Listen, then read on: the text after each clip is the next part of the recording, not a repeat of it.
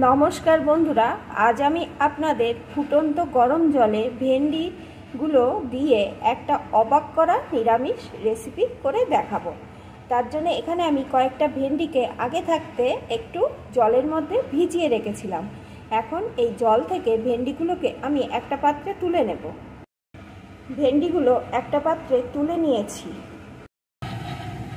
এদিকে আমি একটা কড়াইয়ে একটু জল আগে থাকতে বসিয়ে দিয়েছিলাম। জলটা কিন্তু এখন ফুটছে। এখন এই জলের ভিতরে ভেন্ডিগুলোকে আমি দিয়ে দেব।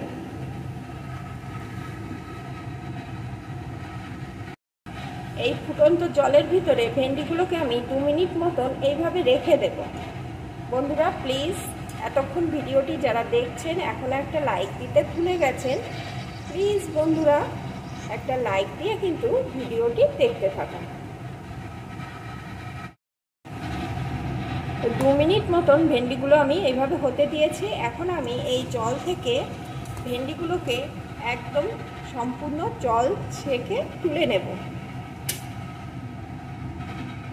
ভেন্ডিগুলোর ভিতরে যেন একটু জল না থাকে। ভেন্ডিগুলো আমি একটা পাত্রে তুলে নিয়েছি। এখন একটু ঠান্ডা হওয়ার পর ভেন্ডিগুলোকে আমি কেটে নেব। ছোট ভেন্ডিগুলোকে আমি গোটা গোটাই রাখবো, শুধুমাত্র মুখটা আর পেছনটা একটু কেটে নেব। আর যেগুলো একটু বড় সেগুলোকে 2 টুকরো করে কেটে নেব। তাহলে বন্ধুরা আমি একটু ঠান্ডা হওয়ার পর ভেন্ডিগুলো কেটে নিয়ে ফিরে আসছি। আপনারা কিন্তু সাথেই থাকুন। ভিডিওটি কিন্তু ফুল ওয়াচ করুন, তাহলেই বুঝতে পারবেন নিরামিষ ভেন্ডি কত সুন্দর খেতে হয়। ভেন্ডিগুলো আমি সাইজ মতো কেটে নিয়েছি। এখন প্রথমেই আমি ভেন্ডিগুলোর ভিতরে দিয়ে দেবো একটু পাতিলেবুর রস,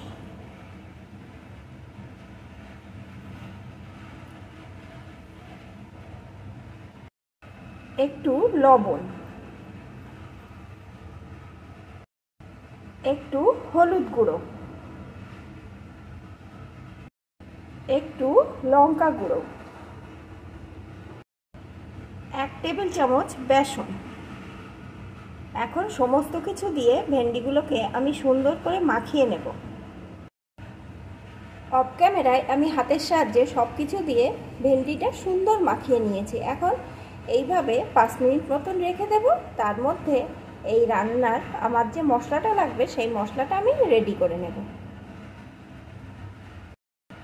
মশলাটা রেডি করার জন্য এখানে আমি একটা বাটি নিয়ে নিয়েছি। এর ভিতরে প্রথমে দিয়ে দেবো আমি 1 টেবিল চামচ জিরে আদা বাটার পেস্ট।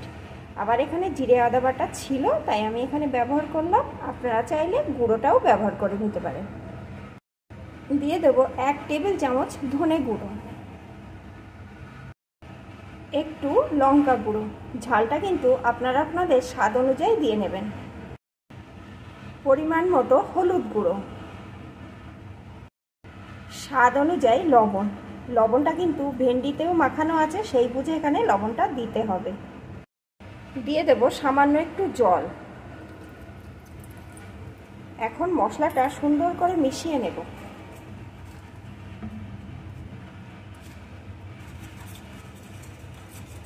মশলাটা কিন্তু এখন একেবারে আমার রেডি। এখন রান্নাটা শুরু করব। রান্নার জন্য এখানে আমি একটা কড়াই গরম করে তাতে একটু সর্ষের তেল বসিয়ে দিয়েছি। তেলটা কিন্তু আমার ভালো রকম গরম হয়ে গেছে। এখন এর ভিতরে আমি ম্যারিনেট করা ভেন্ডিগুলোকে দিয়ে দেব।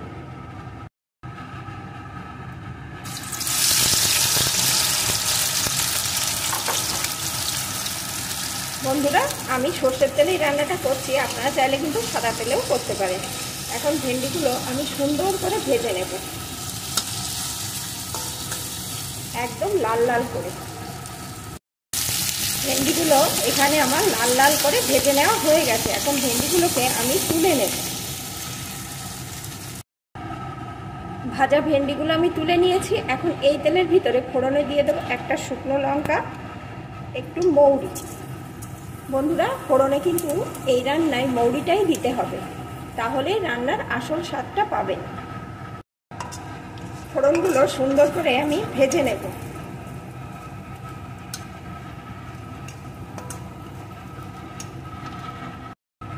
ফোড়নগুলো ভেজে নিয়েছি। এ দিয়ে একটা সুন্দর গন্ধ উঠে আসছে। এখন এর ভিতরে দিয়ে দেবো একটা টমেটো কুচি,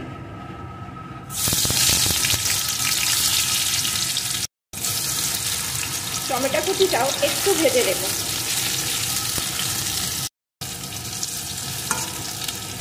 এখন আগে থাকতে আমি যে মশলাটা রেডি করে রেখেছিলাম ওই মশলাটাকে এর ভিতরে দিয়ে দেবো।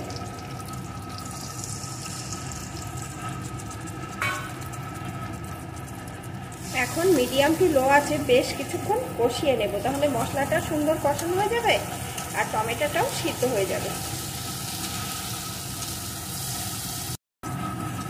মশলাটা এখানে সুন্দরভাবে কষানো হয়ে গেছে আর টমেটোগুলোও কিন্তু ভালো রকম সিদ্ধ হয়ে গেছে। এখন আমি ভেজে রাখা ভেন্ডিটা এর ভিতরে দিয়ে দেবো। মশলার সাথে ভেন্ডিটাও একটু কষিয়ে নেব। ভেন্ডিটাকেও একটু কষিয়ে নিয়েছি। এখন এর ভিতরে আমি দিয়ে দেবো জল। এখানে কিন্তু বেশি জল আমার লাগবে না, কারণ ভেন্ডিটা যেহেতু গরম জলে একটু ভাপ দেওয়া নেওয়া, তাছাড়া ভালো করে ভেজে নেওয়া, ভেন্ডিটা কিন্তু ভালোভাবেই সিদ্ধ হয়ে আছে। শুধু যেটুকু গ্রেভি রাখবো সেই বুঝে এখানে জলটা দিয়ে দেবো। এখন একটু ফুটিয়ে নেব। একটু ফুটিয়ে নিয়েছি। এখন এর ভিতরে আমি দিয়ে দেবো একটু গরম মশলার গুঁড়ো, মিশিয়ে নেব। বন্ধুরা, আমার কিন্তু রেডি হয়ে গেছে নিরামিষ দারুণ স্বাদের ভেন্ডির রেসিপি। ভেন্ডি যারা পছন্দ করে না তাদের যদি আপনারা এইভাবে একবার তৈরি করে দেন, তারাও কিন্তু আঙুল চেটে খেয়ে নেবে। আর এই রেসিপিটা কিন্তু গরম ভাত কিংবা রুটি যার সাথেই খান না কেন অসাধারণ খেতে লাগবে। এখন এটা রেডি, আমি নামিয়ে নেব। বন্ধুরা, আমার রেসিপিটি আপনাদের কেমন লাগলো প্লিজ কমেন্ট করে জানাবেন, আর ভালো লাগলে অবশ্যই কিন্তু একটা লাইক শেয়ার করে দেবেন।